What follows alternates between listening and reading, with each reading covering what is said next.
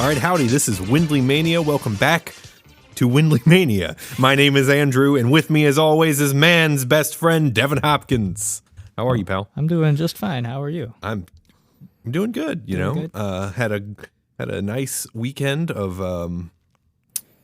not exactly rest. I had to do some stuff. Yeah. So I was like gonna do some stuff, and I ended up not doing anything. that's the ticket. Yeah. Not doing nothing. And yeah.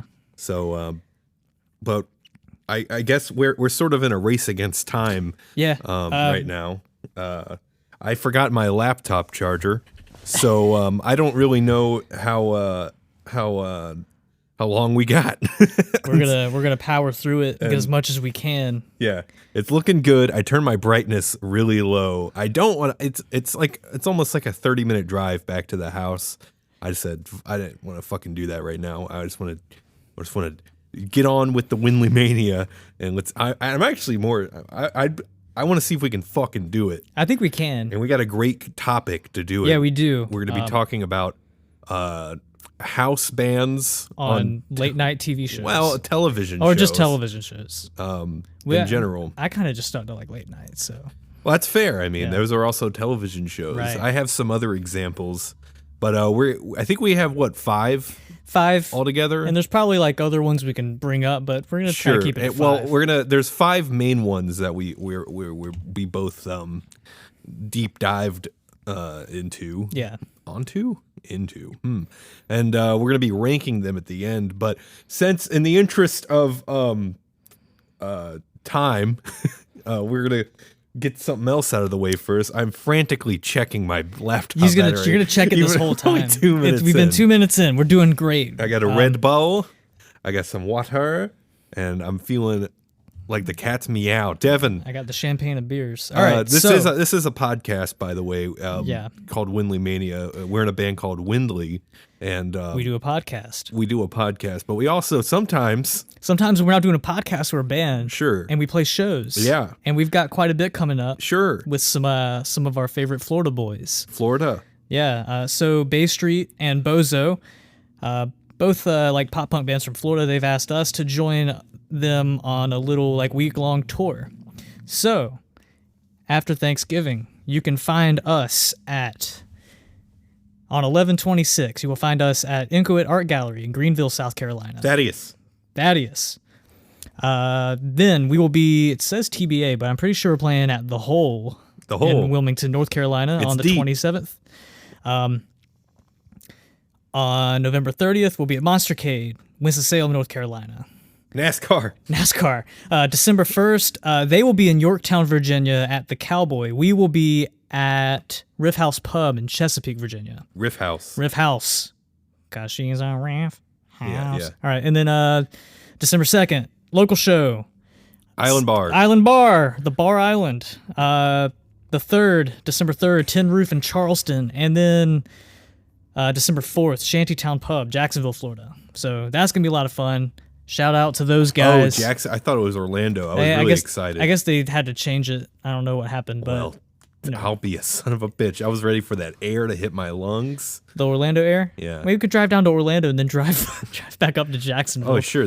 I'm sure the other two will they'll have to deal with it. Not find any inconvenience out of that. Well, they're in the same vehicle, so sure. they shouldn't complain. Yeah, so we're looking forward to that. That's going to be a lot of fun. And at Windley_band for all that bullshit. Yeah. We usually do that stuff at the end, but I think it's probably good to do that before. Let's do it before this time. You know? Just in case we run out of battery. Yeah, which we're doing perfect, by the way. We're doing perfect. So very cool. So, television, house bands, Devin. Andrew.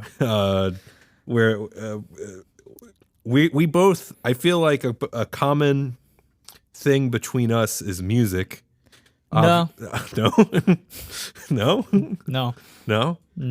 Yeah. Okay. That was a joke. Yeah, but besides that, a thing that I feel like when our relationship just, when it started to bloom, one of the things we really liked talking about was late night shows. Yes. what is your like relationship with the late night shows? And I would turn on the TV and watch them. yeah. Well, like no, would your family watch them? Is what I'm asking. Absolutely Like not. they wouldn't watch them. No. That's why I was asking because like No. I got into them because I grew up with my grandparents. And Yeah. stay up late and my nana would have the Channel 13 news at 11. Yeah. And then after that, it's David Letterman. Yeah. So I've got fond memories of watching old David Letterman. Right. And then that would be Craig Ferguson. Then I found Ferguson was my guy. Ferguson was my guy too. I guess that's like the late. That was a late show. Conan, that Tonight Show run, and then that I guess that Conan run really when Conan started Yeah. was my thing. And he did he I- had Late Show for a little bit. He did late night. or Late Night. Yeah, he took over for David Letterman. Right. When he in like 1990. Right. No one knew who the fuck he was. Right. He was just a writer on SNL, and they said, "Do you It's want?" Simpsons as well, And right? The Simpsons. Yeah, And then he got the job at late night. I caught some of the late night because I was on the other channel. I watched some of his Tonight Show the year he did that, but then I really watched him a lot when he was on TBS. Mm-hmm. I've gone back since and watched a lot of the old like late night clips and stuff. That's like fucking gold. And now it's awesome. A thing that I like a lot is live performances of bands. Yeah. And anytime I feel like when you search, like you want to watch, I don't know, not Descendants. They were all was on Conan. All was on Conan. They were on late night. I don't know. You type in a band, I don't know, fucking Foo Fighters, whatever, and you're like, I want to watch the Foo Fighters live. Most of the time, it's probably a clip on a late night show, right? Right. And there's a lot of famous performances on the late night. I mean, the Weezer "Say It Ain't So" one, where he was just after his surgery. Yeah. I was hoping you would have one immediately. Well, I think no, that wasn't a late night show. Well, there was Foo Fighters coming to David Letterman's show on David Letterman's Welcome Back. They canceled their tour to come back and play on the Late Show after David Letterman had his like quadruple bypass or whatever. It was Bill Clinton on Arsenio Hall. Yeah, playing the sax. Everyone was like, "Oh, shit." Have you ever watched that? I was wondering if either of us. I don't think either of us have the Arsenio Hall band on here. Neither of us have that, and neither of us has Ricky Minor or Which one was Ricky any of the Leno bands. Oh yeah, fuck Leno. Yeah, we don't like Leno here. We weren't. Nothing against his band. I'm sure his band's really good. We just didn't like Leno. No. Who was his band? I can't even think of the guy. He's famous for other shit too. I forgot his name. Ricky Minor or the other guy? The one Leno before. band. I guess there was Ricky Minor and there was another one. There was one before Ricky Minor, I think. Hey man, I thought we were experts on this, but I guess not.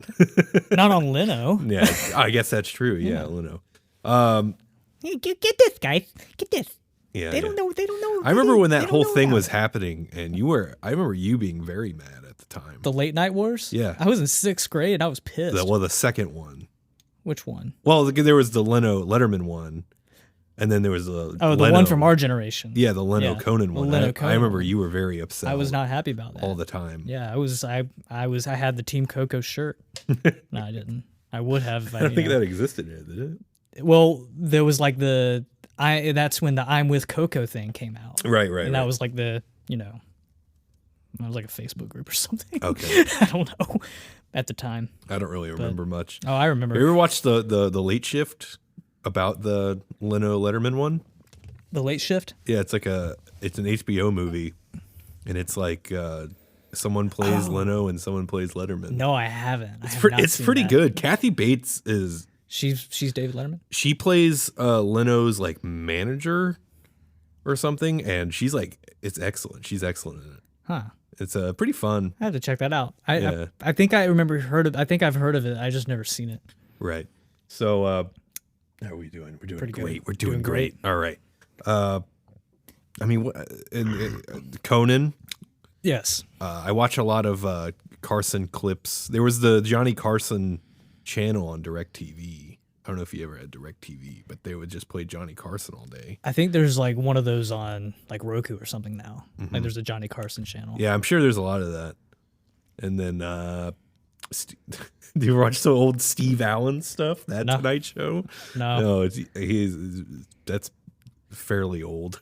Yeah, I've like watched a few like Carson clips, just like watching like old comedians on there, Sure. but nothing like at great length. All right. I've seen of.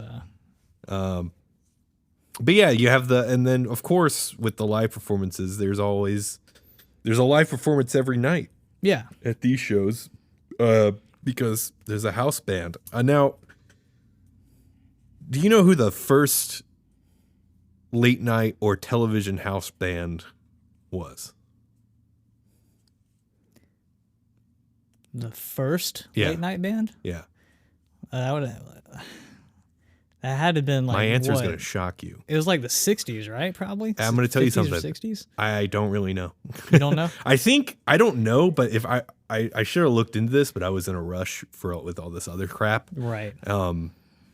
But I would, if I were to have to take an educated guess, I would have to say that the whole idea of the house band evolved from like variety shows and whatnot, and just having session players available to be on like whatever like TV specials would be produced in the 50s and whatnot, and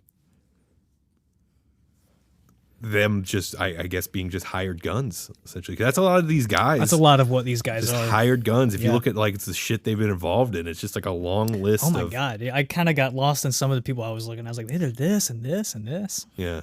Which I'll get to that. So, is there any other? Because I have two bands that are not late night affiliated. I have 2 late night bands and 1 late night like adjacent. Okay. Meaning that it wasn't like a big late night show, but it was on at night and they Right. had a house band. Okay. Yeah. Should we like go ahead and say who we're talking about here? Well, I think we should reveal one by one. Okay. Maybe. I want you to go first. I want you to go first with a specific band because we essentially have the same band. Yeah, because we both wanted. I think we both really wanted to talk about it, so I Yeah. figured this was a good way to split it up. Right. So, I've got the Max Weinberg 7 Yes. from Late Night with Conan O'Brien, which was 1990 to, I guess if you count the Tonight Show years, like that was 2010. But most of what I focused on was from Late Night. yeah, 2010. Yeah. Yeah. Because when it was the Tonight Show, they were the Tonight Show band because Max Weinberg left a lot. So He did. yeah, because he plays with the boss. Yeah.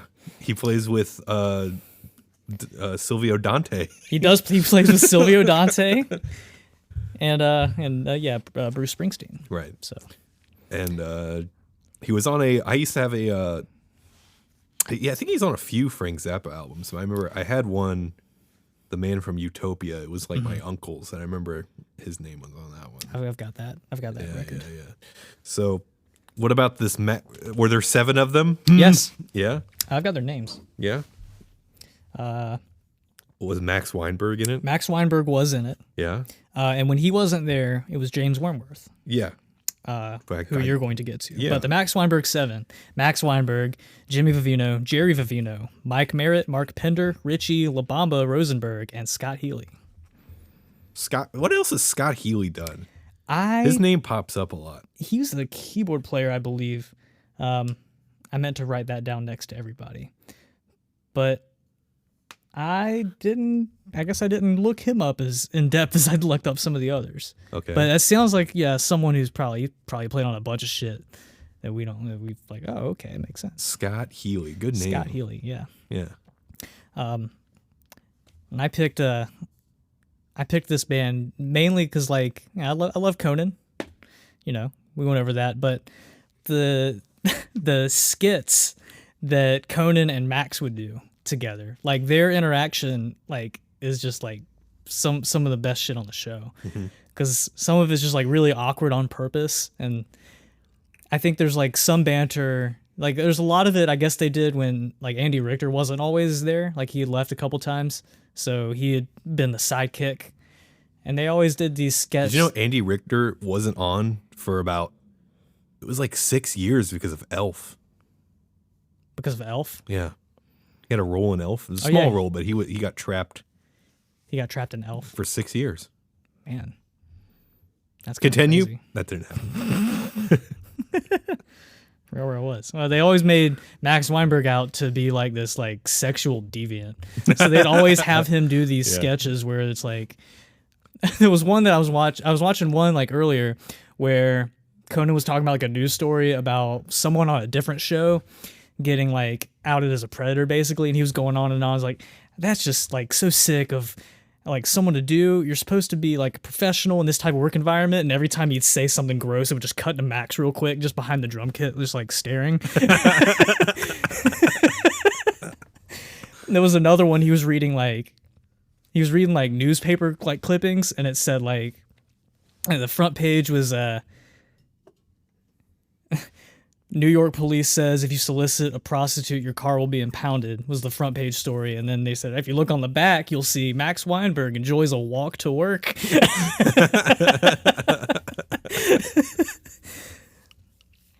There's a lot of good bits with Max Weinberg on those. Plus, you know, Sure. he's a cool guy. Yeah. Great drummer. His this is like not related, but his son Jay Weinberg is the drummer for Slipknot now. For now. Yeah, he used to play in Against Me. He played in Against Me. Yeah. And he played like Madball or something too, I think. Yeah. He's a good drummer. He's a great drummer. There's some. I shook his hand. Oh? Yeah. Did you say I like your dad? I said I like your dad. Big fan of your dad. Yeah. Heard some stories about Jay Weinberg. It's public knowledge. Yeah, it's public knowledge. Not like. He's just kind of a diva, basically. Yeah. I mean, maybe he's maybe he's not a diva anymore, but I don't think he is. Yeah, I mean, he's been in Slipknot long enough. I think they would have probably kicked his ass to the curb. Yeah, Corey Taylor is famously anti-diva. Is that his name? I think that's his Corey name. Taylor. You've met him. You shook his hand. Corey Taylor? No. I thought he played at the Blues House. No, that was the other band that dresses up. Oh. The singer Mudvayne. That guy. I get him mixed up. And Corey Taylor does play at House of Blues a lot, so I thought you just, Surprisingly not. Yeah. But the Mudvayne guy, that was good. Yeah, thank you. Was it you? You were in Mudvayne?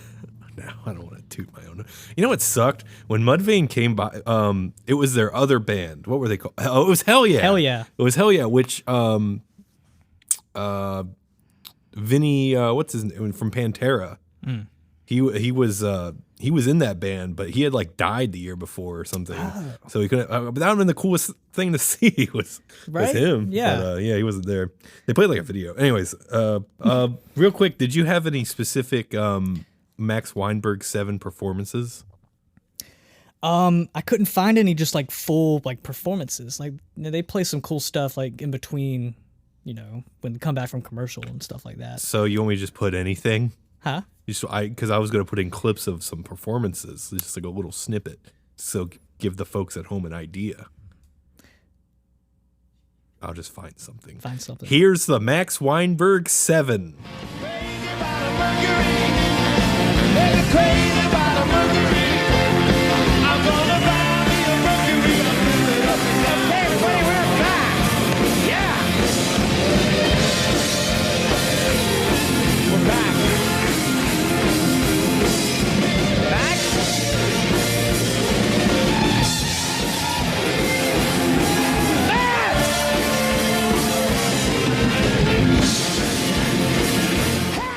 Yeah, so and I chose the superior version of that band, Jimmy Vivino and the Basic Cable Band, also with Conan from 2010 to 2018. Yeah, Jimmy Vivino was like always in the Conan band. It's been the same members. It's the same members. Yeah, they've had like fill-ins from time to time, but it's the same members. I guess I should talk about the Max Weinberg's replacement before I get to Vivino. Yeah. But he was replaced by James Wormworth, who famously, I think he still does, he did it a lot, would play with his bare feet. Yeah. He's a bare feet man. Yeah. And then I think that's kind of, You know who his sister is? Jimmy Buffett. Tracy Wormworth, who plays in the B-52s. Oh, okay. She also played bass on that song Christmas Wrapping. Oh, that's her? Yeah. Yeah, that's a great. Does she play with no shoes on? I don't know. That was my Mudvayne impression again. That was really good. All right, back to James Wormworth. There's actually a 1999 skit where Max Weinberg's on tour with Bruce Springsteen, and so he's like the interim drummer, which happens a lot with these bands. And I feel like the Seth Meyers show always gets some like kick-ass people in that band. Wasn't Adam Willard like... Adam Willard has done it like on more than one occasion. Yeah. Because it like started out as like Fred Armisen and the AG band. And then I think every week that's just like the thing. They get someone else to come in. I think the drummer of Turnstile's been there. You know, Adam Willard's been there. Probably name any like band from that realm. Their drummer's probably been on there. Alternative world. Yeah. But there was a 1990 skit. Weinberg's on tour, and so James Wormworth was taking over, and they pointed out it was his last night, and so Conan was like, well, James, do you have anything lined up after this? Any session work, recording? And James Wormworth was just like, no. And he's like, oh, you don't have anything, so what are you going to do? And he's like, no, somehow my family will survive. And then it's like, oh, here's my family now. And then it's just like these dirty people like dressed up like 1800s, and they're like filthy, and he's like, here's my son Timmy, and he's like, I have consumption. and they're just sick. It's like, we'll make it out of here. It'll be okay, Conan. He's like, no, let me give you some money or something. No, us Wormworths work proud. We're a proud people who work for our money. We don't accept charity. And then like, it's like this other guy pops out and he's like, I'm the owner of the workhouse. And he's like, I'm going to take the kids. And then like, Conan's like, listen, you can stay here if you want. You can have a job here. And he's like, do you mean it? And he's like, yeah. And the kids are like, oh, that's good. It's too bad the show sucks. And yeah, it just turns out. Watch the clip though. They do it way funnier than me. Do you have the clip of when Max Weinberg comes back on the TBS show? No, I've seen. I've got, yeah. I mean, like, so there was just one episode. Conan was doing the monologue, and then someone in the band's like, or he looks over and is like, wait a minute, where's Worm? They call him Worm. Yeah. And then he's just gone. And the trumpet player's like, I think he went to the old abandoned mine. And Conan was like, great acting. Yeah. The abandoned mine. I always tell every band member to never go to the abandoned mine. And it cuts to just like him, like there's a mine and there's like wood planks over it. And you see him like with a flashlight just looking over the planks and taking them off. And then going in there and he steps in and you just hear him fall and just hear him scream. And then someone like starts applauding and he says, I think Worm must be dead. And someone clapped or something. He's like, don't applaud that. Yeah. And then Andy's like, well, I guess we could probably send out a rescue crew. He's like, no, that cost way too much money. We need a drummer now. And then Max Weinberg's just in the audience. And he comes in and fills in for, I guess, the rest of the show. Right on. That's another funny Worm moment. He just dies. They killed him off. So Jimmy Vivino becomes the leader of this band, and it's now the Jimmy Vivino and the Basic Cable Band. Now, Jimmy Vivino is a guy that you would run into a music store, and he would be talking a lot at you, and he would call guitars pieces, like this piece, and after a while, at first you're like, this guy's kind of annoying. And then after a while, you're like, this guy's cool as fuck because he's got a bunch of stories and he fucking tells them it's his purpose in life to get these stories out of his mouth. He has a rig rundown, doesn't he? He has a fantastic rig rundown. The Premier Guitar YouTube channel where it's him and the bass player Mike Merritt. And it's like he's just talking about what he has up there. and all of his gear, and it takes like an hour and a half, like not an hour and a half, but like half an hour. And then afterwards, he's like, "You guys want to come backstage?" And there's like a full closet of like guitars, Jesus and he has like a very specific story about each and every single awesome. guitar, and he just goes on and on about it. Oh yeah, so yeah, he just like, I don't really know how to describe them. It's kind of like just like a rock and roll, They're a rock and roll bluesy band. They were kind of like that with Weinberg as well. Yeah, they did more like, because there is a Max Weinberg 7 album, Yeah. and I could only find like one song on YouTube for whatever reason. YouTube was screwing with me. I think Sure. they changed it up, and there's like, it's harder to find certain things. Yeah. But it was like real jazzy. Yeah. Some of the Max Weinberg stuff's real jazzy, but they rock and roll it up for the Basic Cable. Yeah. It is rock and roll. They're And a he rock wears and roll a hat. band. They're a bluesy rock and roll band. And He wears a fedora. He has. I've seen it with the big. Is it a fedora where it's like a big round thing on his head, on the hat? It's like the brim's really round. I guess that's a type of fedora. I don't know. Someone explained what fedoras are, and I decided I picked their last performance they play on the last episode of Conan. Oh, was it the I Should Have Left You, or was it the 40 Days where Conan did it with them? I Should Have Left You. I picked that with Jimmy Vivino on vocals, and it's a long guitar solo. Yeah. Pretty much, and his brother on saxophone, and everyone does something. Very solid performance. So, play that now.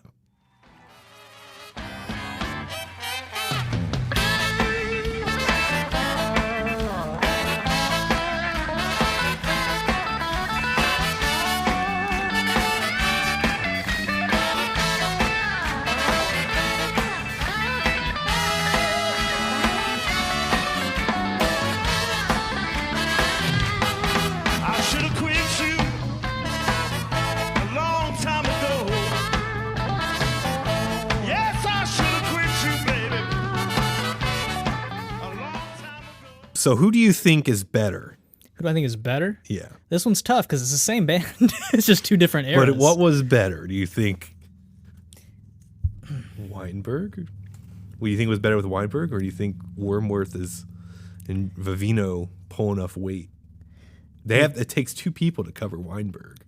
I mean, they definitely like still. They got to rolling replace around. him, and then Vivino's got to like step. He's got to up. be the leader, which he would be the leader when Max was gone. Sure. But man, that's tough. I wasn't ready for this part of it.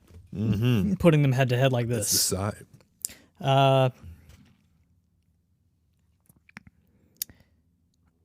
I think I'm gonna hand it to the Basic Cable, just because I watched more of that like actively, like as it came on. Favorite? Did you fart? No, It smells like farting here. I wish I did, but Go on. I think I'll give it to Basic Cable for like, just because Nostalgia. nostalgia. Like I watched it like when it was on. I would watch Conan like almost every night. Yeah. I would say I think I kind of agree, and I like, I've watched a lot of Jimmy Vivino stuff, mainly him playing, Yeah, and I think I have like more of an affection with him as opposed to Weinberg.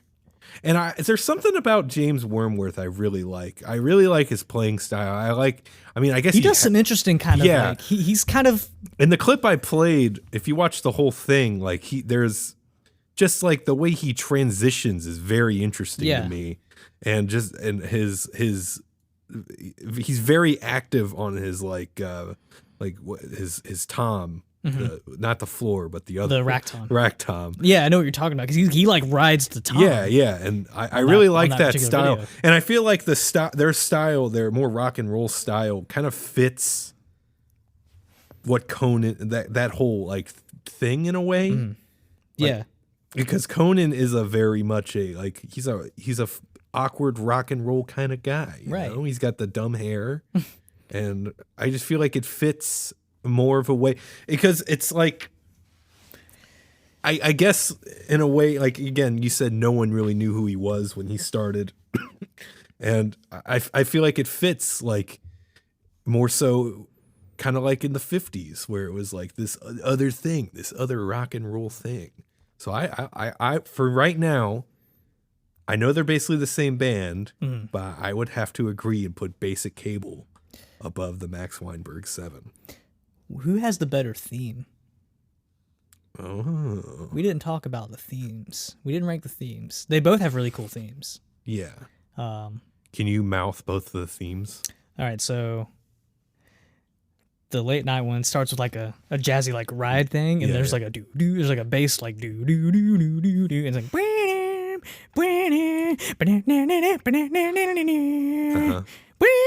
Yeah. It's really like spastic, like jazzy shit. It's really cool. And then the Basic Cable ones, boo boo boo doo doo Yep. doo doo doo doo doo doo doo doo, which apparently Conan O'Brien wrote that, yeah. and that's how he was able to get paid for the show and the theme song. Oh. Yeah. And I have to say, I think that theme's better. That's a fun one to like, play. yeah. I remember learning that when I was in like 7th or 8th grade. I was like, So I what? can play that one. Basic Cable. Basic Cable gets the theme again. All right. I'm gonna put. We got themes. I gotta like. There's a where do I theme do ranking this? and just like an overall ranking. No, we're gonna include it in the ranking. Okay. I feel like that maybe works as criteria. I'll do it down here, I guess. So I guess right now there's gonna be 5 bands. 3, 4. So we're gonna put Basic Cable at 1 right now. And Max Weinberg 7 at 2. And this could change. Devin, who's your next band? My next band is Paul Schaefer and the CBS Orchestra, The also most- known as Paul Schaefer and the Most Dangerous Band. Most World's Dangerous- Most Dangerous Band. Now, and you're a Letterman guy. Letterman guy. You grew up on the Letterman. I watched lots of Letterman. Yeah. And I think that's pretty much why I wanted to pick this band, just because of like where it, in my brain where it stands. Uh-huh. But yeah, shit ton of people in that band. Paul Schaefer. Got Paul Schaefer on keyboards and vocals. You've got this is like the main lineup. I guess the most recent one is what was up there.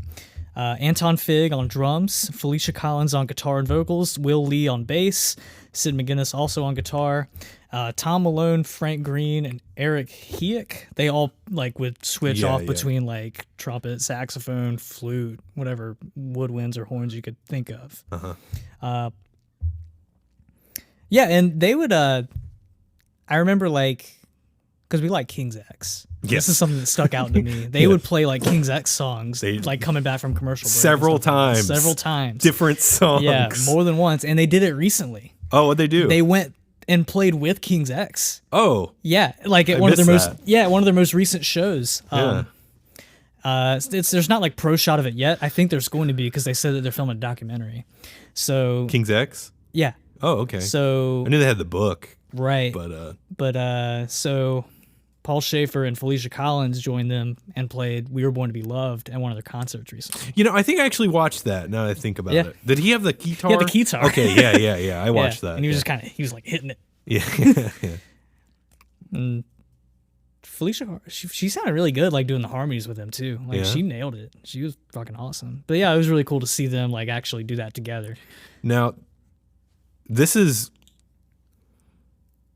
I would have to say that the CBS orchestra, they are like really fucking good. They're so good. That's like insane. Like, and they would, and I mean, I think I imagine Conan's house band and other house bands are prone to doing as well, joining like whatever live band that they would have on the show. yeah, they would do that a lot. as, Paul like, Schaefer extra. does that a lot. Yeah, and I remember him doing it. They did it for Foo Fighters a couple times. and Right. They added like a really cool he added like a really cool keyboard part to Everlong. What if he joined Yeah. instead of that other guy they got? Oh, what's his name? I don't Rami Jaffe. Yeah. I don't know how to actually say his name. Probably just butchered it. Yeah. But yeah, CBS Orchestra is what I got for my next one. Do you have a specific performance? It's funny. The one that I chose wasn't from the show, just because it's kind of like I think you're probably guessing what I'm about to say, because Okay. I've shown you this before.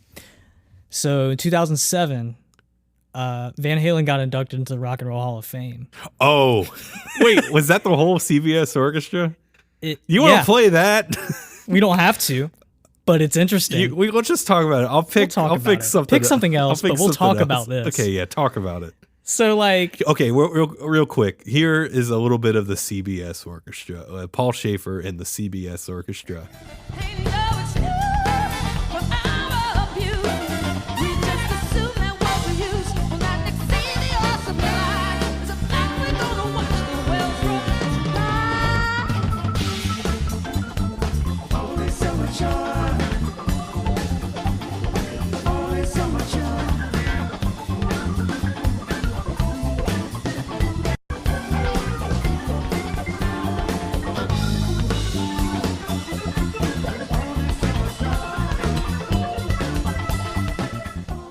Okay, so Paul Schaefer, and it was the CBS orchestra? It was them? like all of them. I don't know why, because like Velvet Revolver did the other two songs. Like they did like 2 tributes to Van Halen songs. Right. And so Sammy Hagar and Michael Anthony were the only ones that showed up.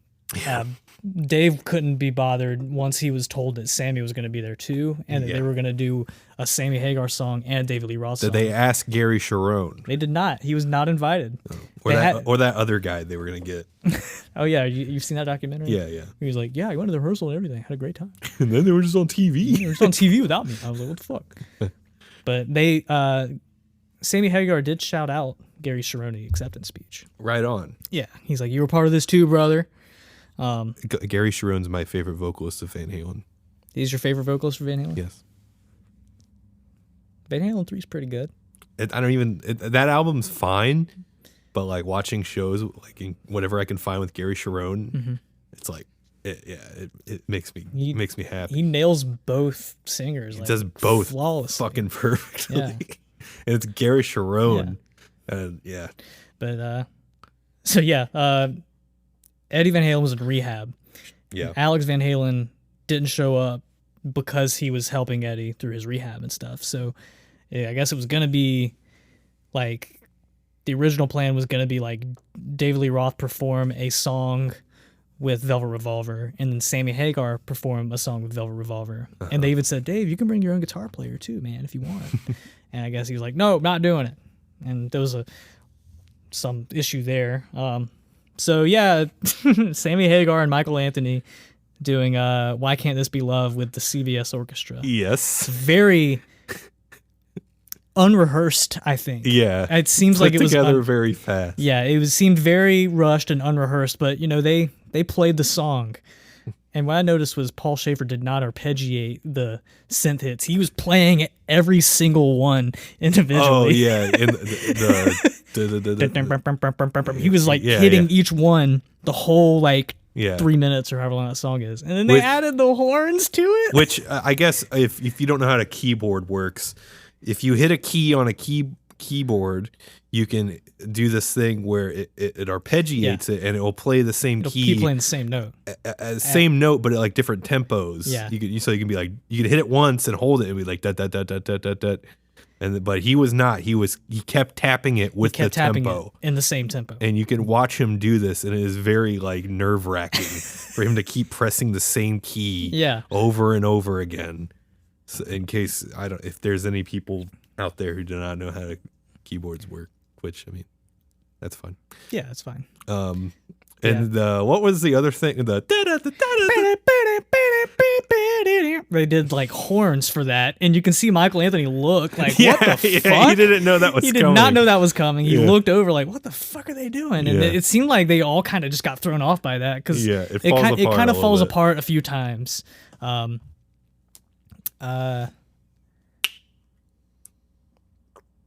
The guitar player, I think that wasn't Felicia. That was the other guy.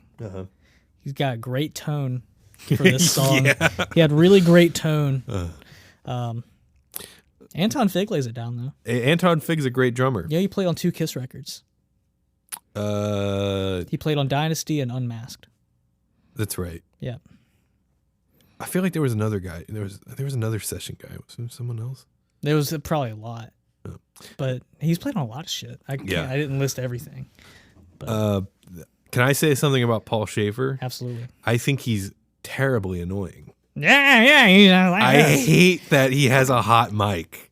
Oh yeah, on It the is shows like so fucking annoying. Yeah. Where Letterman's doing it, whatever, like a monologue or a joke or something, and then Schaefer's he just like doesn't let it breathe at all.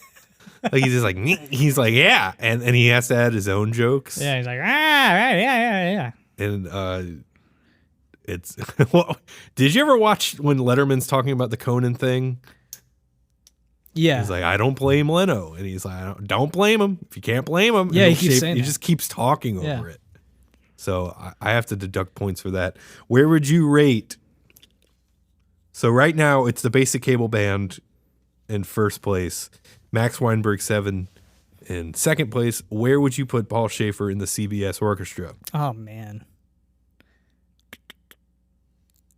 I wasn't Indeed. ready for this. Well, you got to deduct for the hot mic. Yeah.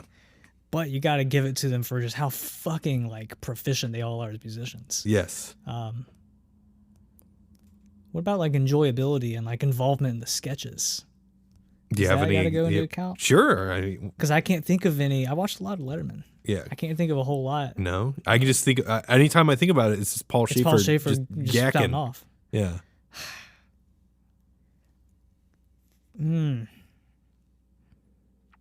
I guess they're number 3. I guess if you take all the enjoyment like factors together, They are arguably the best, they're the better most band. solid, proficient band. But But- like as far as like enjoyability and Yeah. like involvement in sketches and things of that nature, got to give it to the Conan bands. Yeah, I agree.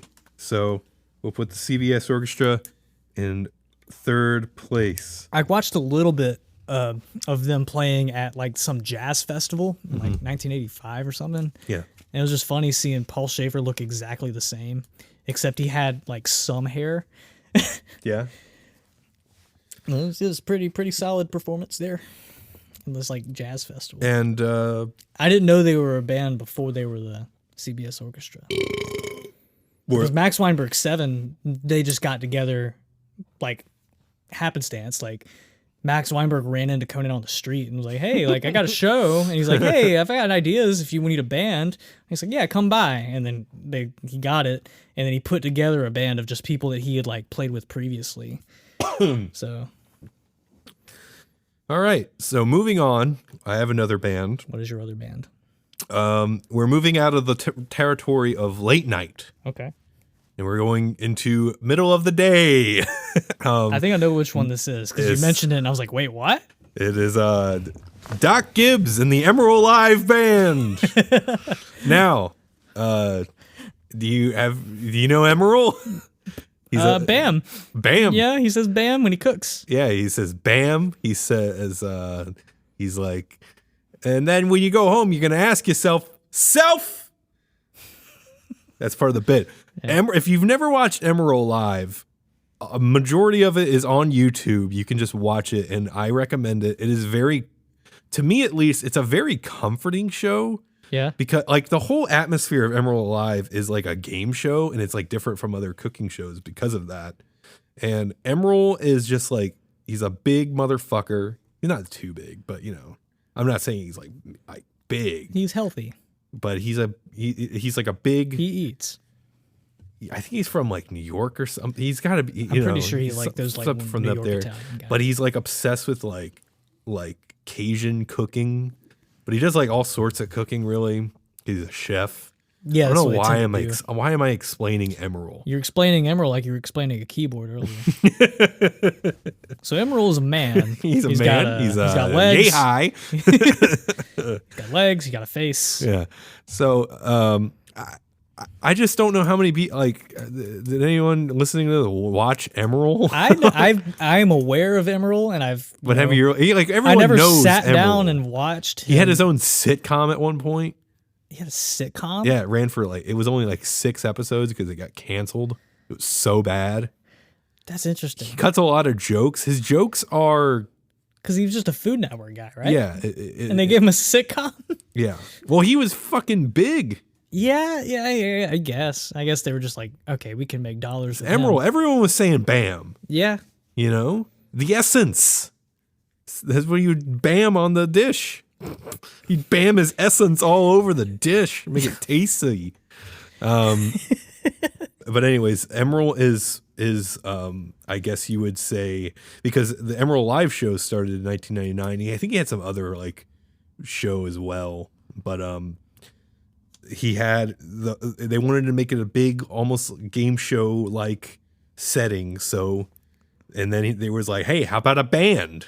And they got Doc Gibbs from Philadelphia, and he was like a friend of a friend of a friend, and got like connected somehow into this.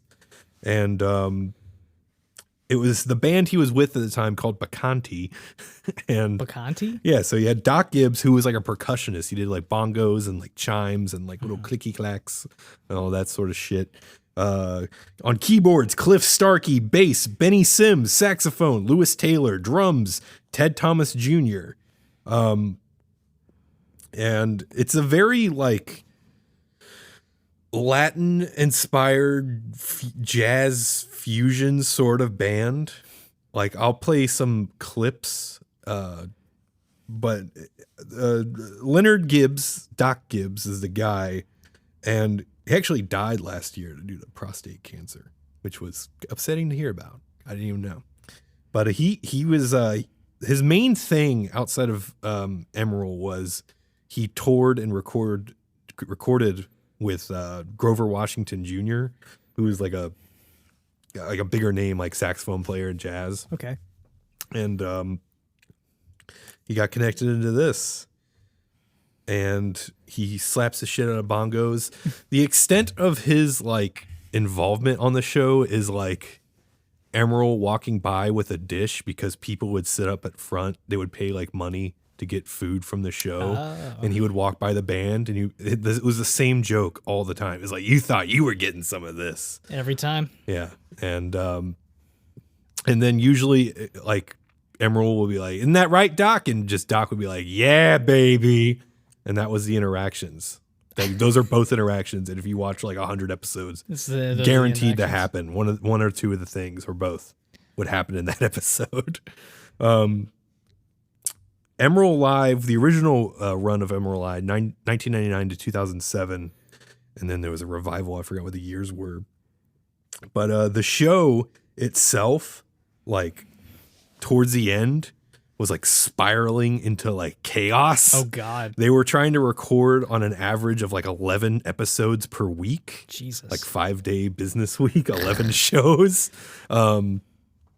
So there's actually a book, Alan Sorkin, not Aaron Sorkin, but Alan Sorkin. 2013 is called From Scratch Inside the Food Network. And there's I'll read this excerpt, and it involves Doc Gibbs. On the show, the backstage kitchen staff was constantly running out to buy ingredients at the last minute. Delays were regular. Emerald was not given advance time to hone his recipes.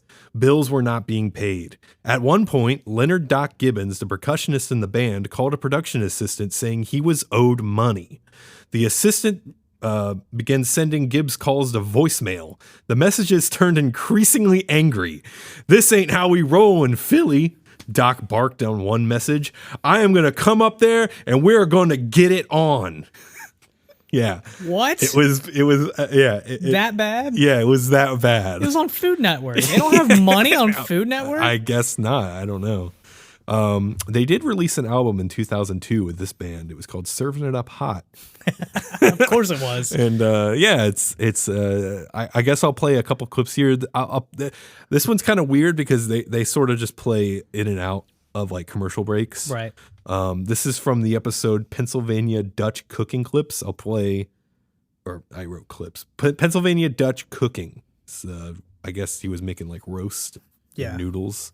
So here's a few examples, and this is pretty much the gist of the Doc Gibbs and the Emerald Live Band. We come back another notch. Stick around.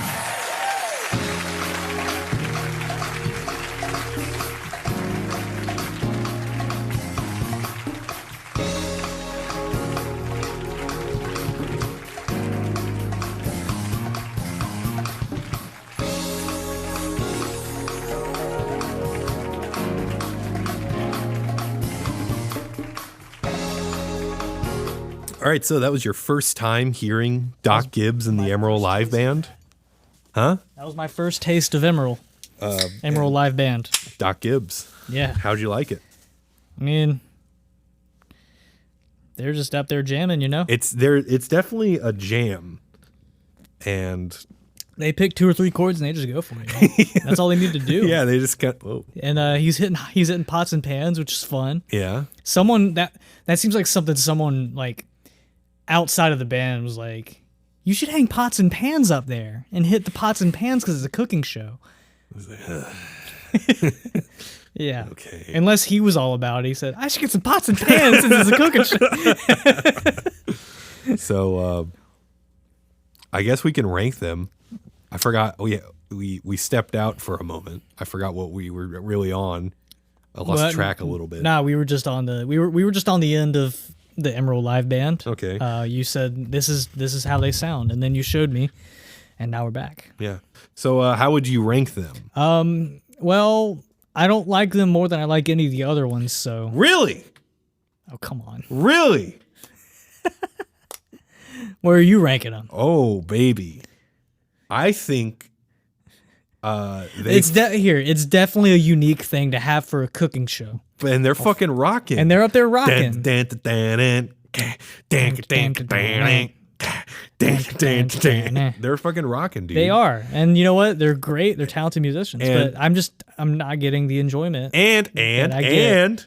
and And I think Doc Gibbs is way more charismatic than Paul Schaefer as far as interactions. Do you see that fucking finger point to the camera? Paul Schaefer can finger point. Ah, not like Dude, that Doc man Gibbs. can. Come on, that man can finger. Not like Doc Gibbs. that man can finger. He can finger.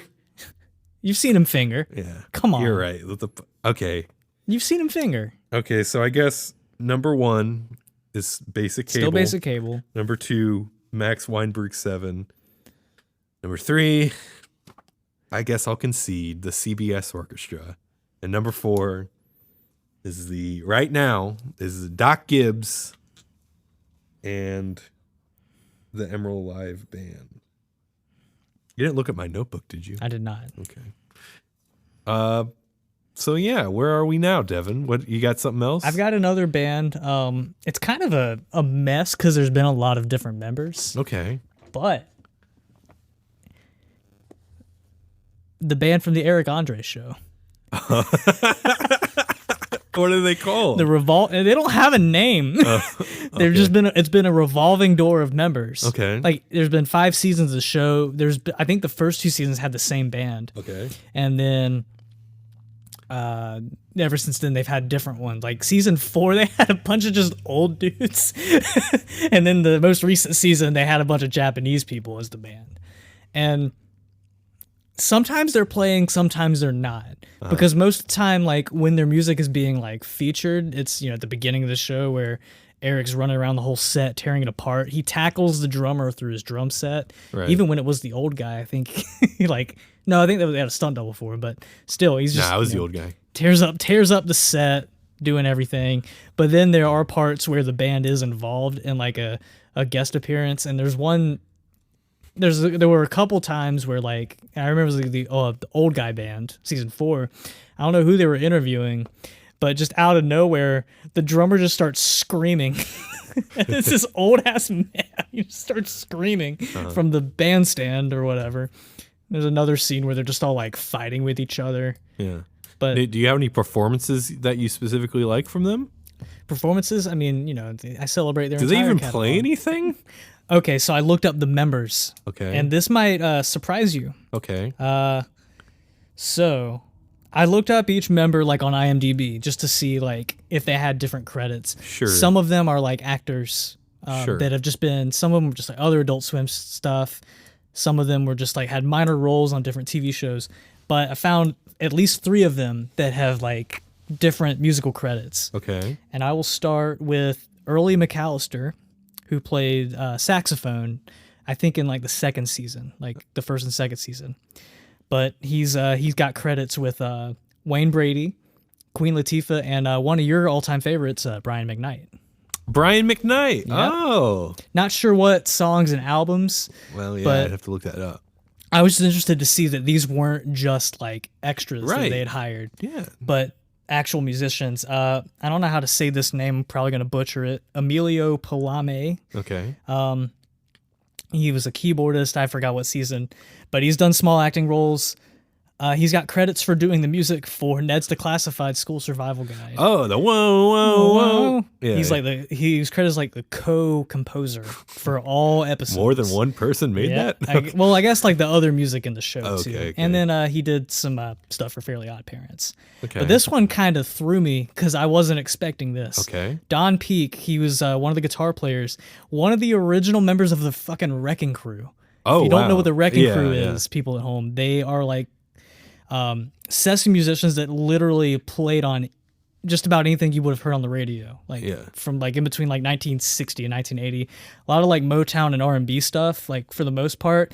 Some of his credits include just Marvin Gaye, Michael Jackson. There's a Ike and Tina documentary. Turner. There's a documentary about the Wrecking Crew. Yeah, he played guitar on ABC.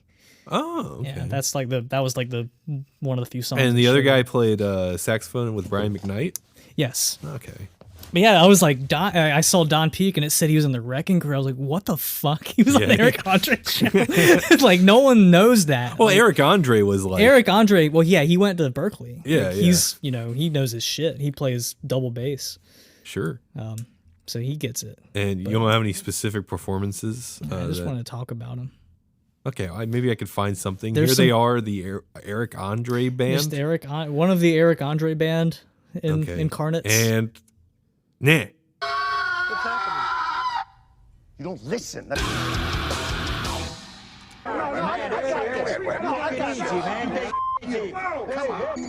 We got a real. I'm riding.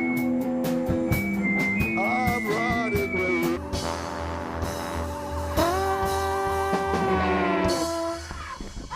All right, there they were. So, did you have another Number band? one. No, I'm Okay. sorry. Oh, yeah, let's rank them.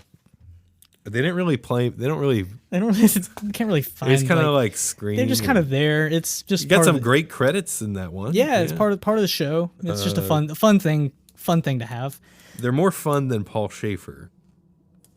That's true. They're not more fun than Doc Gibbs. Where would you rank them? No, they're not more fun than. They're about as fun in a different way as the Conan bands. Yeah. They're up there with the Conan bands. Where would you put Do you them? want to stick them at 3? Smack in the middle. Which one? Which version? Yeah. Oh, Which that's one's tough. which one's the leading version? The old guys? The old guys, for some reason, they show up more in my thoughts. Okay. Yeah, me too. Yeah. Do they Yeah, I play always any- think of old guys. Do they ever play anything? I don't really remember. There's they play in between stuff sometimes, but it's really just like weird stuff. Mm-hmm. Sometimes they're actually playing, sometimes it's a clip. Huh. But I mean, no, they can all play at least a little bit. Right. I think the Japanese band, one of them is one or two of them are musicians. The rest of them. are Where just should we actors. rank them? Okay, well, are they better? Okay, let's just do it like this. Are they better than the Basic Cable Band? No, Okay. Are they better than the Max Weinberg 7? no, Are they better than the CBS Orchestra? no. Are they better than Doc Gibbs and the Emerald Live Band? You gotta think No. about it. No. Those boys. I don't think so. I don't think they are. Okay, so right now they're at number 5. And right now, our 5 is full. Yeah. However, you have one more band? I was gonna mention the part-time band for the Late Late Show with Craig Ferguson, Okay. but they don't really have anything because they were only on the show twice. I guess before I get to my last band, we should do some maybe. Okay, we missed Ricky Minor. Do they belong? Like an honorable mention. Yeah. Where do you think they would belong on the list? That's Leno's band, you said? Yeah. I mean, I guess just because of how important they might have been to late night for a certain. Are they better than the Eric No. on? Okay. Now, and another. I actually haven't watched them enough, so I can't really judge. Okay, what about the Roots? The Roots are really good. Yeah, They definitely deserve at least like an honorable mention or something. Do you think they belong on the? I know we're not doing a deep dive on them, but on the top 5. Do you think they should replace anyone? Probably. You think so? Yeah, I think they could at least they could replace either Emerald or the Eric Andre band. I don't know where I'd put him though. See, I don't like Fallon. I'm not crazy about him either. I liked some of his Saturday Night Live stuff, and I liked some of his of when he took over late night. I watched a little bit of that, but I'm not crazy about him. Plus, he's the reason why the Twister ride's not there anymore. It's his fault. Sure. Not his fault, but but the Roots by themselves, do you think they are better than the Basic Cable Band? No. Max Weinberg No. 7. CBS Orchestra. No. Doc Gibbs. Maybe. They might. I'd be say they're better than Doc Gibbs. Okay. And I'd say they're definitely better than Eric Andre band. So I think we could probably stick them at 4. 4. Yeah. It would knock off Eric Andre band. But I just mentioned them because I thought it was fun. I thought it was really interesting that they had like some real deal people that were just on this Adult Swim show. I don't know how I feel. Like the Roots are really good. I know we're not doing a deep dive on them because we don't have so much time in our lives. Questlove. Questlove's cool. Right. He's got a cool signature drum kit. Yeah, the breakbeats. Yeah. Yeah. I don't know how I feel. I think I like Doc Gibbs more though. You think you like Doc Gibbs more? I think I like that band more. I'm still handing it to the Roots. Just because like they were cool before like But they were cool before they were on Fallon. We're gonna agree. I know it's tough, but we're gonna agree that they are better than the Eric Andre band. Yeah. That's tough. The Roots. Okay, so we're gonna already say Roots are they're creeping up right now at number 5, but do they belong at number 4? Is the question. I say they do. You're pushing this. You're pushing the Emerald band. Yeah, I'm really trying to campaign for the Emerald band. Well, look, I know you don't like Fallon, but Roots were a thing before Fallon, Yeah, that's true. But and they were on Yo Gabba Gabba. how about but do you have any specific memories of them with Fallon on the show doing anything remarkable as far as supplementary, like supporting any segments or skits? I'm sure they have. They did Balls in Your Mouth with Eddie Vedder. You're right. They did do Balls in Your Mouth. Play Balls in Your Mouth. Balls in your mouth, balls in your. They do a lot of the skits, like the music, because Jimmy Fallon does a lot of musical stuff. He's talented. He can hold his own, Yeah. playing music and stuff. He's a musical guy. So they do a lot of like musical sketches with Fallon and like other people that are on there.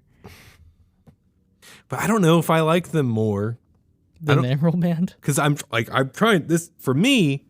This has got to be like greatest of all time. You're not And pussyfooting around here. Yeah, if I just in my heart I believe that there's, and if you look at this objectively, I understand perhaps the Roots are more talented. That's hard to say though. And I just really like Doc Gibbs and the Emerald Live Band. I think we're just gonna have to agree to disagree here.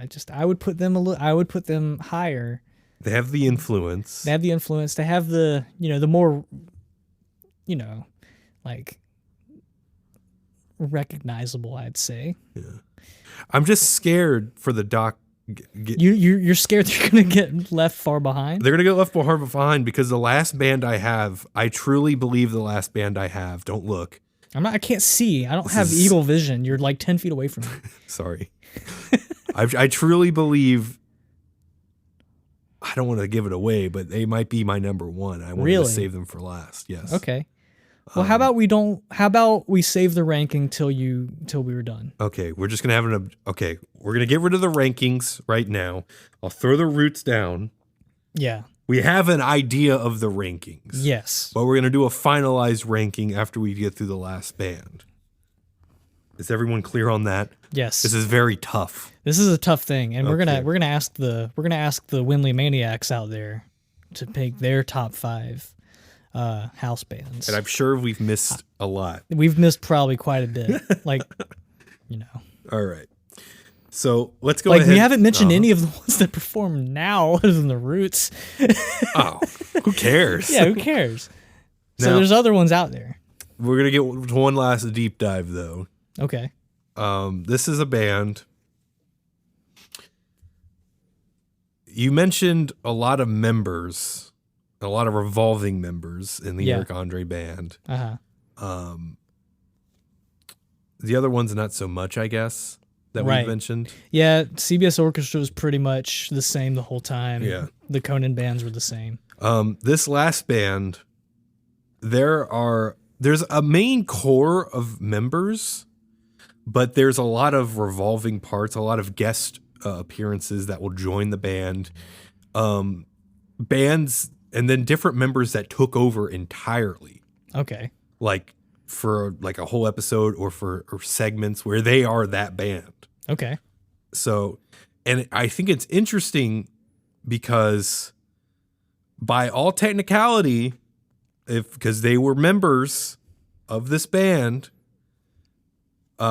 we have seen them live. Oh, Yeah. who is this? Who is it? It was a show that started in 1976. Is it the Saturday Night Live band? No siree. It No, they is- started before that. Wait. No siree. We saw them once. We saw them. It was actually like 3 years ago, I think. Yeah. And it's a lot of members, and the people we saw are technically members. They're not like part of the core group, But they're members. but they're technically members. They're involved in a lot of segments and whatnot. Do you have any memory of? I'm trying to think of what you're talking about. Yeah. The show, it started, I think, 1976, I want to say. Yeah. Ran for 5 seasons. Of course, this was the Muppet Show Orchestra. We've seen the Muppets. Yeah, you're right. We've seen the Muppet Show Orchestra. I've seen the Muppet Show Orchestra. Yeah. Live in person. Now, of course, the Muppet Show Orchestra, they were part of The Muppet Show. Yeah. And they were the house band. They were in the orchestra pit. The core members of the group, though, there's some familiar names. Of course, the band leader and conductor was Nigel. He was a very uppity sort of individual. You like the Nigel, don't you? Don't you have the figure of Nigel? No, I have Clifford. Clifford. Clifford, who is on Muppets Tonight. That's right. He's my favorite Muppet. Okay. And there's a very famous segment where Prince, it's my favorite episode of the Muppets Tonight. Prince is the guest, and they do Starfish and Coffee. Okay. Yeah. Enlighten me about the Muppet Orchestra. Well, there's Nigel, who's the band leader and conductor. There's Floyd Pepper, who on the bass.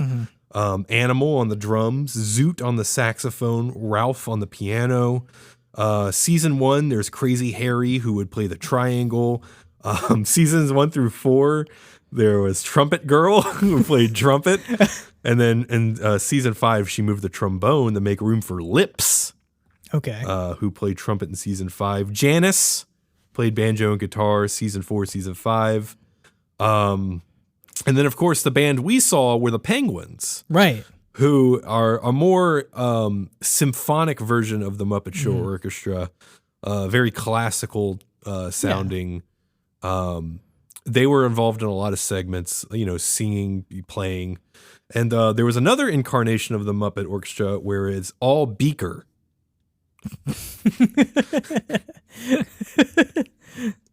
So, the Muppet Show Orchestra, of course, a lot of the members in the Muppet Show Orchestra are part of Dr. Teeth and the Electric Mayhem. I was going to say it's some shared members, not the same band, but Yeah. you mentioned some names.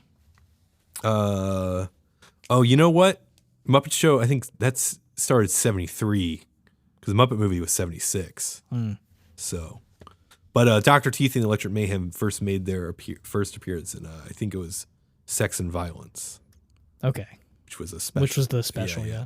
So, I mean, there's a lot of musicians, and there's countless guest appearances, and them showing up in different things. I guess right now I will play a clip of them playing "How High the Moon." There's an insane solo section. Devin, would you like to view it? I would love to view it. Okay.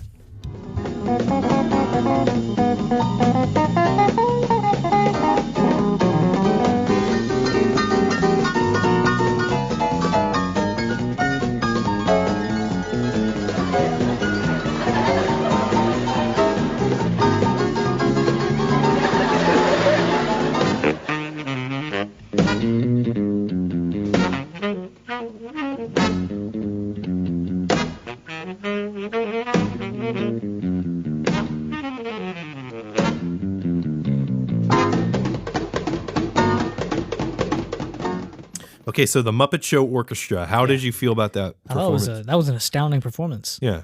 Those Muppets can play. Yeah. That's my argument for them, is that they're all very talented. They are heavily involved in several segments of the show. Yeah. In fact, they're essentially cast members of the show. Some of them cast and crew, you know. Yeah, helping out around this show. They do all sorts of stuff, and then to go out there and like perform like that's kind of incredible. Yeah, and they do play. The Penguins do play live daily, down at the Muppet Vision 3D, in multiple times a day in multiple parts of the world. Yeah, so they get around a lot. Yeah. I have to say, when you look at, all right, let's think about these drummers real quick. Max Weinberg, James Wormworth, Questlove, who is the CBS guy? Anton Fig. Yeah. And then, of course, Anton Fig, another legend. And then Ted Thomas Jr., which he's just a great player. And then Animal. Right.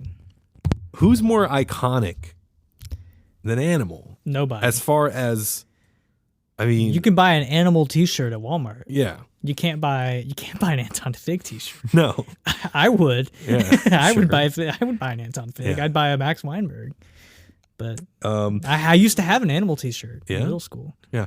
Animal they'll still play. Actually, I found a clip from them, Dr. Teeth and the Electric Mayhem playing in London. In 2018, they played their famous "Can You Picture That" song. Oh yeah. And then they played that "Hey Ho" song by the Lumineers. Oh. For some reason. Well, I mean, you gotta throw in something for, Yeah. It was kind of weird. And then they played "Suffragette City" by David Bowie. Oh wow. And it was actually fucking cool. I bet. That sounds kick ass. So, okay. I don't know, like, how else we can do this. Do you have any thoughts about? Do you have any extended thoughts about the Muppet Show Orchestra? I mean, I'm just like, I'm upset with myself that I didn't think to bring this to the pod. Oh, yeah. Well, you brought it here today. Okay. Well, do you want to go ahead and rank? Should we do the ranking? Yeah. Should we start like bottom up, or like, 5 to 1 or 1 to 5? Who's the worst band out of the bunch? None of these bands are bad. Let's get that out of the way. Okay, so we've still got 6 of them on the board, right? Or 7. 1, 2, 3, 4, 5, 6, 7. Okay. 7. So that's, both Conan bands, CBS They're Orchestra. separate entities. Yeah, though. yeah. Both two different Conan bands. Uh-huh. CBS Orchestra, Emerald, Roots, Eric Andre, and Muppets. Okay. So I think we got to knock 2 of these bands out of the top 5. I'm sorry, I know you don't want to do it, but I gotta knock the Emerald band off. And I gotta hear a good damn reason. I just, with the other bands on there, But Serving it up, I'm knocking. serving I'm it knocking. up high. I'm knocking off one of mine. I'm knocking off the Eric Andre band. You're knocking off the Eric Andre band? Yeah. I just think Doc Gibbs, he belongs in a museum. That band belongs in a museum. They belong in a museum. Yeah. I we gotta like flip gotta- a coin. All right. all right. What are we Wait. gonna, should we toss this to somebody? Hey, I know. We could We gotta give it to someone's got. someone's got to figure this out. Yeah. How about someone who's involved in late night televisions as well, or was at least? Who are you talking about? Of course, I'm talking about the ghost of Ed McMahon. What? You got him here? Here he is. Ed McMahon, if you could help us out. I can't believe Ed McMahon's here. Yeah, well, he's not here for long. Ed McMahon, if you could help us out. What was the decision we were trying to decide? It was between the Emerald Live Band and The Roots. wait. Yeah, because you want to keep it's between them two. Yeah, we're knocking off Eric Andre, right? We're knocking off Eric Andre. It was between Roots and Doc Gibbs. Yeah. All right. So, what do you think, Ed? Do you think Doc Gibbs is better than the Roots like me? You are correct, sir. Yes. Thank you, Ed McMahon. I've been validated. Doc Gibbs and the Emerald Live Band rule.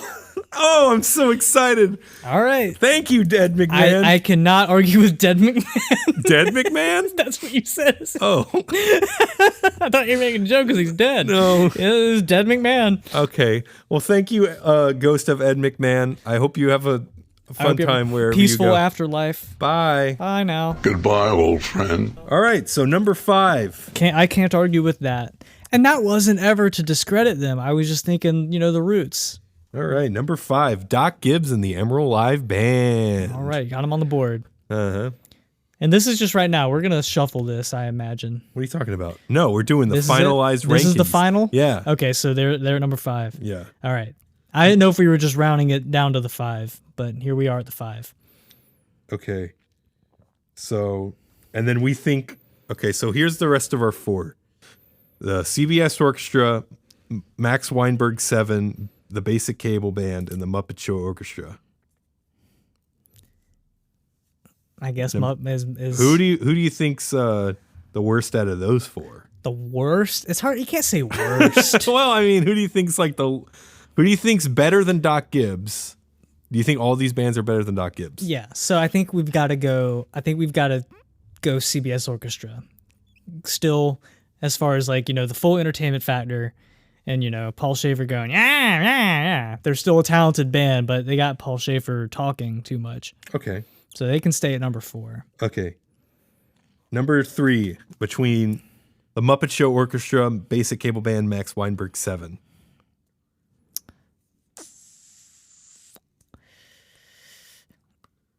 Might still have to be the 7 there.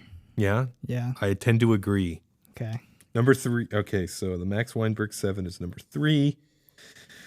Who's number 1? I mean, Jimmy Vivino and the Basic Cable Band or the Muppet Show Orchestra?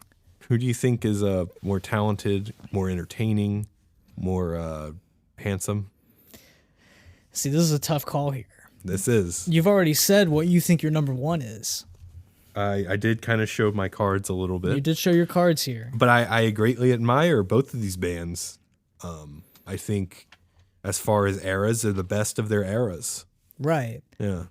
But like you said before, the Muppet Orchestra is still playing to this day. Well, so is Jimmy Vivino and those Yeah. guys. Yeah, they are still playing. Yeah.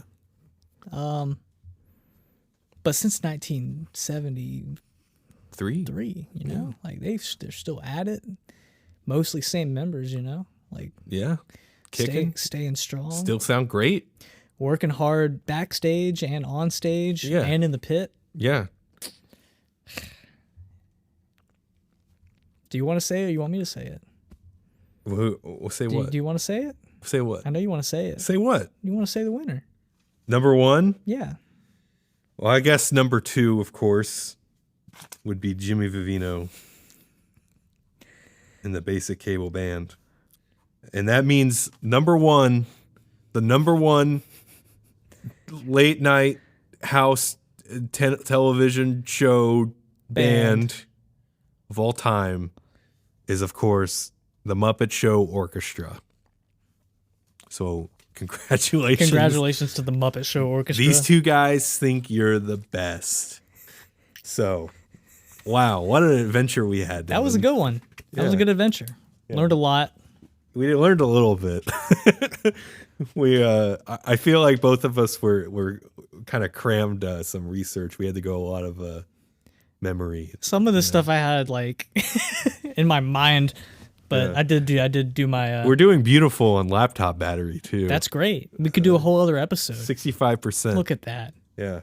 So I guess that does it for WindleyMania. If you have a band that you liked better or think, I guess I don't really care what you think number one should be, because we all know it's the Muppet Show Orchestra. It's the Muppet Show Orchestra. So if you agree, if you also love the Muppet Show Orchestra, let us know. If you think you got robbed, if you think your band got robbed, then that's just too bad. Yeah. Because we decide things around here. Yeah. At WindleyMania. We're in charge. Yeah. I want to thank Ed McMahon's ghost. Yeah, I'm surprised that he was able to, swoop on in here. Yeah, that's cool. Yeah. All right. And, looks good. He looks really good. Let's wrap this bad baby up, dude. You know what I watched last night?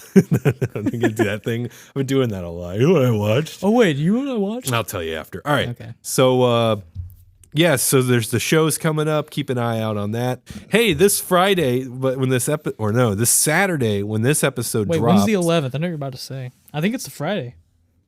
Is it a Friday? I believe it is. Well, I thought it was a Saturday. The 11th, right? Oh, the 11th? Yeah, it's Friday. Okay, it's a Friday. This Friday, come over to Fresh Brewed and watch some bands. Yeah, you got your Turn of Forte wrapping up their tour with the band Clementine from Wisconsin. Yeah. And our good friends Never Any Ordinary coming up from Charleston. Yeah. And then December 2nd. December 2nd is going to be the local show. At the Island Bar with some bands. So, for more Windley crap, follow at Windley_band, all the social things, and do not check out windleyhub.blogspot.com. Oh, I mean, that must be code to do that. Yeah. All right. Goodbye.